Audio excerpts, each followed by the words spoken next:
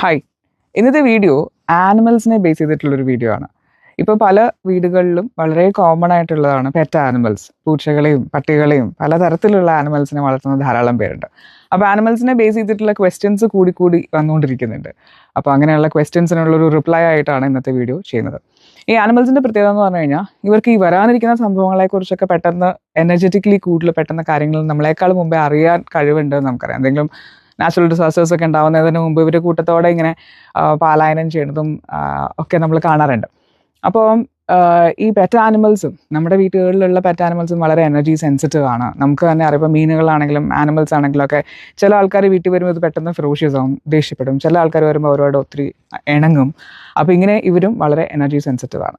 എപ്പോഴും വരാറുള്ള ഒരു normal question ഇതാണ്: നമ്മുടെ വീടുകളിൽ വളർത്തുന്ന പെറ്റ് ആനിമൽസ് ഒരു കാര്യമില്ലാതെ ചിലപ്പോൾ വീട്ടിൽ നിന്ന് ഇറങ്ങിപ്പോവുക, തിരിച്ചു വരാതിരിക്കുക, അല്ലെങ്കിൽ ചിലപ്പം അക്വേറിയത്തിൽ കിടക്കുന്ന മീനുകൾ പെട്ടെന്ന് ഒരു മുന്നറിയിപ്പും ഇല്ലാതെ പെട്ടെന്ന് ചാവുക, അങ്ങനെയൊക്കെയുള്ള കാര്യങ്ങൾ വരികയാണെങ്കിൽ അതിൻ്റെ മീനിങ് എന്താണ്, അല്ലെങ്കിൽ അങ്ങനെ വരാതിരിക്കാൻ എന്ത് ചെയ്യാൻ പറ്റും, അങ്ങനെയൊക്കെ ചോദിച്ചിട്ട് അങ്ങനെ സംഭവിച്ചാൽ ഈ പൂച്ചേനെ അല്ലെങ്കിൽ പട്ടീനെ തിരിച്ചു കിട്ടാൻ വല്ല മാർഗമുണ്ടോ എന്നൊക്കെ ചോദിക്കുന്ന ധാരാളം പേരുണ്ട്. അപ്പോൾ അതിൻ്റെ ഒരു ജനറൽ ആൻസർ എന്ന് പറഞ്ഞു കഴിഞ്ഞാൽ ഈ പെറ്റ് ആനിമൽസ് നമ്മുടെ ലൈഫിലേക്ക് വരാൻ തന്നെ, ഇപ്പോൾ നമ്മുടെ ഫാമിലിയിലേക്ക് സർട്ടൻ മെമ്പേഴ്സ് വരാൻ, അല്ലെങ്കിൽ നമുക്ക് ചില ഫ്രണ്ട്ഷിപ്സ് ഉണ്ടാക്കാനൊക്കെ ഡിഫറെൻറ്റ് റീസൺസ് ഉണ്ടാവും.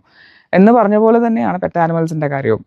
അത് വെറുതെ ആകസ്മികമായിട്ടൊരു ഫാമിലിയിലേക്ക് കയറി വരുന്നതല്ല, എല്ലാ ആനിമൽസിനെയും കാര്യമല്ല.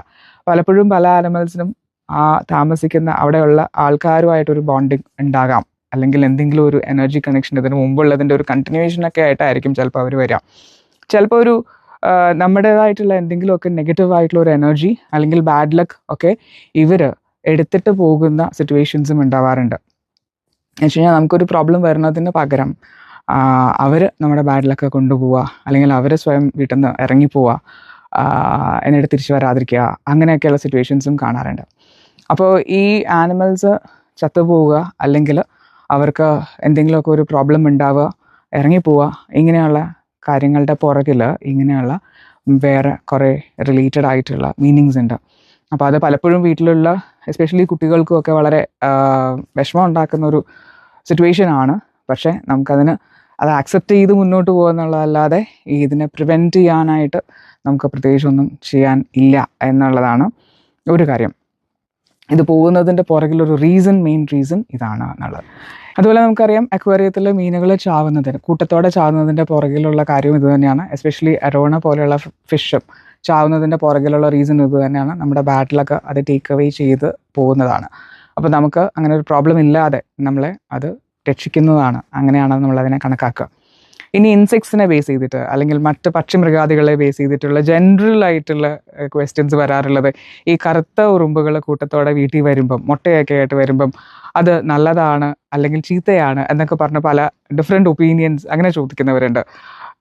എനിക്ക് പേഴ്സണലി ഉണ്ടായിട്ടുള്ള ഒരു എക്സ്പീരിയൻസും എപ്പോഴും പറഞ്ഞു കേൾക്കാറുള്ള ഒരു കാര്യവും, ഈ ബ്ലാക്ക് ആൻസ്, കടിക്കാത്ത കറുത്ത ഉറുമ്പുകൾ വീടിൻ്റെ ഉള്ളിൽ ഇങ്ങനെ കൂട്ടത്തോടെ മുട്ടയൊക്കെ ആയിട്ട് ഒരുപാട് ആൻസ് വരുമ്പം അത് നമ്മുടെ വീട്ടിലേക്ക് എന്തോ പോസിറ്റീവായിട്ടുള്ള ഗുഡ് തിങ്സ് അല്ലെങ്കിൽ വെൽത്തിലൊക്കെ കൊണ്ടുവരുന്നതിൻ്റെ ഒരു റെപ്രസെൻറ്റേഷനായിട്ട് എപ്പോഴും പറയും. ഞാൻ ഉണ്ടാകാൻ പോകുന്നുണ്ട്, ഞാൻ ജനിക്കുന്നതിൻ്റെ തലേ ദിവസം അമ്മ കിടന്നിരുന്ന ബെഡ്റൂമിൻ്റെ അത് ഇച്ചിരി എക്സാജറേറ്റഡ് വേർഷൻ അല്ലേന്ന് എനിക്ക് തോന്നാറുണ്ട്. അമ്മ അതിന് ഒരു ഭിത്തി കാണാതെ അത്രയും കറുത്ത ഉറുമ്പുകളായിരുന്നു പിറ്റേ ദിവസമാണ് നീ ഉണ്ടാവുന്നത്. അന്ന് മുതൽ അമ്മയ്ക്ക് അത് ഭയങ്കര ഒരു വലിയ വിശ്വാസമാണ്, കറുത്ത ഉറുമ്പുകൾ വരുന്നത് നല്ലതാണ് എന്നാണ്. അപ്പോൾ ഇപ്പോഴും ഇങ്ങനെ ബെഡ്റൂംസിലോ അല്ലെങ്കിൽ കിച്ചണിലോ എവിടെയെങ്കിലുമൊക്കെ ഇങ്ങനെ കറുത്ത ഉറുമ്പുകൾ നിറയെ കാണുമ്പം, അതും ഈ കുഞ്ഞു കുഞ്ഞു മുട്ടയും കുഞ്ഞുങ്ങളൊക്കെ ആയിട്ട് ഇങ്ങനെ കൂട്ടത്തോടെ കാണുമ്പം കളയണ്ട അതവിടെ ഇരുന്നോട്ടെ, ആരും അതിനെ ശല്യപ്പെടുത്തണ്ട എന്ന് പറയും. കക്ഷിക്ക് അത് വലിയ ഇഷ്ടമാണ്. എന്തോ നല്ല വെൽത്തിലൊക്കെ വരാൻ പോകുന്നതിൻ്റെ ഒരു ലക്ഷണമായിട്ടാണ് കാണുക. അതുപോലെ തന്നെ വീട്ടിലേക്ക് പട്ടികൾ കയറി വരിക, സ്ട്രേ ഡോഗ്സ് കയറി വരിക, ഒരു റീസണും ഇല്ലാതെ വീട്ടിൽ നമ്മൾ എന്തൊക്കെ ചെയ്തിട്ടും പുറത്തു പോകാതെ അതവിടെ തന്നെ കിടക്കുക, അങ്ങനെ ഉണ്ടെങ്കിൽ അതിന് ഭക്ഷണം കൊടുത്താൽ മതി ഉള്ളൊരു രീതിയുണ്ട്. നമ്മളതിന് എന്തെങ്കിലും ഒരു ഭക്ഷണം എന്തെങ്കിലും ഫീഡ് ചെയ്താൽ, മൈ ബി ഒരു ദിവസം അല്ലെങ്കിൽ 2 നേരം 3 നേരമൊക്കെ ഒന്ന് ഫീഡ് ചെയ്ത് കഴിഞ്ഞാൽ അത് വരുന്നതും ഇതേ പേർപ്പസിനായിരിക്കും. നമ്മുടെ എന്തെങ്കിലും ഒരു നെഗറ്റിവിറ്റി അല്ലെങ്കിൽ ഒരു ബാഡ് ലക്ക് എടുത്തുകൊണ്ട് പോകുന്നതിൻ്റെ ഒരു റെപ്രസെൻറ്റേഷനായിട്ട് പറയും. എസ്പെഷ്യലി ബ്ലാക്ക് കളറിലുള്ള ഡോഗ്സ് അല്ലെങ്കിൽ ബ്ലാക്ക് കളറിലുള്ള ആനിമൽസ്, ബേർഡ്സ് ഒക്കെ വരുന്നത്. ഇനി എലികൾ, റാറ്റ്സ്, അത് സാധാരണ വരുന്നത് ആർക്കും വലിയ താല്പര്യമില്ല. പക്ഷേ ഈ ചുണ്ടെലി ഉണ്ടല്ലോ, കുഞ്ഞി ചുണ്ട് ഇങ്ങനെ കൂർത്തിട്ടുള്ള ചെറിയ എലി, അങ്ങനെയുള്ള എലികൾ വീട്ടിൽ വരുന്നത് എഗെയിൻ വെൽത്തിലൊക്കെ കരിയർ ഗ്രോത്തിനൊക്കെ നല്ലൊരു റെപ്രസെൻറ്റേഷൻ ആണ്, അതിൻ്റെ ഒരു സിംബലിസമായിട്ട് പറയും. അതുപോലെ തവളകൾ വീട്ടിലേക്ക് ചാടി വരുന്നത് ഇപ്പം മഴക്കാലമൊക്കെ ആയതുകൊണ്ട് അത് വളരെ കോമൺ ആയിട്ടുള്ളൊരു കാര്യമായിരിക്കും. സാധാരണ പച്ചത്തവളയല്ല, ഇച്ചിരി കാണാൻ ബുദ്ധിമുട്ടുള്ള രീതിയിൽ ഡിസൈനൊക്കെയുള്ള നമ്മുടെ ചൊറിയൻ തവള എന്ന് പറയുന്ന ടോഡ്സ്, ഇംഗ്ലീഷിൽ നമ്മൾ തന്നെ ടോഡ്സ് എന്നാണ് പറയുക. അപ്പോൾ ഈ ടോഡ്സ് വീട്ടിലേക്ക് ചാടി വരുന്നത്, അല്ലെങ്കിൽ വീടിൻ്റെ പ്രദേശങ്ങളിലൊക്കെ നമ്മുടെ സിറ്റ് ഔട്ടിലേക്കും വരാന്തയിലേക്കൊക്കെ ചാടി വരുന്നത് ഒക്കെ അഗെയിൻ വെൽത്തിലൊക്കെ റെപ്രസെൻറ്റേറ്റ് ചെയ്യുന്നു എന്ന് പറയും. അതുപോലെ എപ്പോഴും എല്ലാവരും ചോദിക്കുകയും നമ്മൾ പറയാറുള്ള ഒരു കാര്യമാണ് ബേർഡ്സ്. വീടുകളിൽ പ്രാവ് അതുപോലുള്ള കിളികൾ കൂട് കൂട്ടുമ്പം അതും ഒരു നല്ല ലക്ഷണമായിട്ട് തന്നെയാണ് പറയാം.